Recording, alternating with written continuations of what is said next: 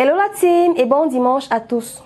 Installez-vous et abonnez-vous car ça commence fort. Entre buzz, scandales et informations brûlantes. Bienvenue sur Actu du Net, votre rendez-vous 100% web. Allons-y.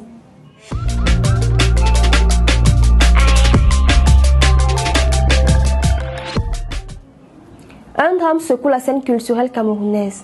Monsieur Nwafo, père de l'artiste musicienne et slameuse Lidol, est accusé d'avoir poignardé à mort un enfant de 6 ans au quartier Ngouaikele à Yaoundé. Ce tragique incident survient alors que l'artiste prépare son concert prévu pour ce 23 mai au Palais des Congrès de Yaoundé. J'ai essayé de coller des affiches partout où je marchais de chewing-gum. Je payais complètement un gros paquet de chewing-gum. Je marchais de quartier en quartier, je montais sur les motos, je collais des affiches. Je suis déjà d'abord très ravi. Et puis le Palais des Congrès, c'est pas donné à tout le monde. Selon les informations, ce drame serait lié à un conflit entre voisins. Des proches de la victime en ont d'ailleurs partagé les circonstances en soulignant la douleur et l'incompréhension autour de cet acte. Ça, c'est de mon fils qu'on parle comme ça partout sur le net. Oui, maman. Qu'est-ce qu'on a fait à Blake? Celle qui s'est cachée aux toilettes. Quand il est monté, elle était aux toilettes. Elle sort des toilettes et voit comment on est en train d'ouvrir le bras de son frère. C'est pour ça qu'elle est rentrée se cacher. Il n'a même pas su qu'elle était là. Il ne s'est pas arrêté là. S'il avait même coupé seulement le bras, on aurait pu sauver l'enfant. Il a coupé le bras, il a piqué à la gorge, il a coupé la veine. Hey, Marco d'un peu, hey! Il a barré la route, personne ne monte, personne ne descend. Il dit, je veux 3. Je suis venu pour chercher 3.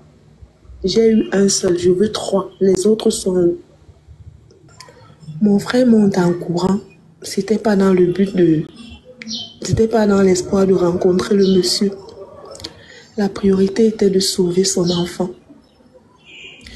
Mon frère se retrouve en train de se battre avec le monsieur parce que quand il tamponne le monsieur est en train de crier « Je veux les 2 autres ». Genre, il se vantait, il n'avait pas de remords, il n'était même pas conscient de l'acte qu'il venait de poser. Comme ça que mon frère le prend sous la colère et mon frère le roue des coups. La première chose qu'il a vue en face de lui, c'était la bouteille. Et c'est cette bouteille-là qu'il a cognée sur la tête. Avant que le quartier ne sorte pour lui donner un coup de main. L'enfant s'est battu. L'enfant s'est battu. Il a eu la force de sortir de la maison. Il est descendu les escaliers. Il montait en courant parce qu'il sait que en route, il y a la boutique de sa mère. Même si sa mère n'est pas là, il y a les filles qui travaillent là-bas qui peuvent l'aider.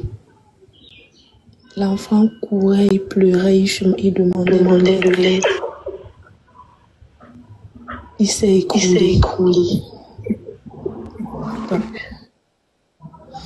Quand nous sommes arrivés avec l'enfant à l'hôpital, on n'a pas pu le sauver. J'ai lu quelque part que le père du petit est en cellule. Si c'est vrai, je suis autant plus révoltée.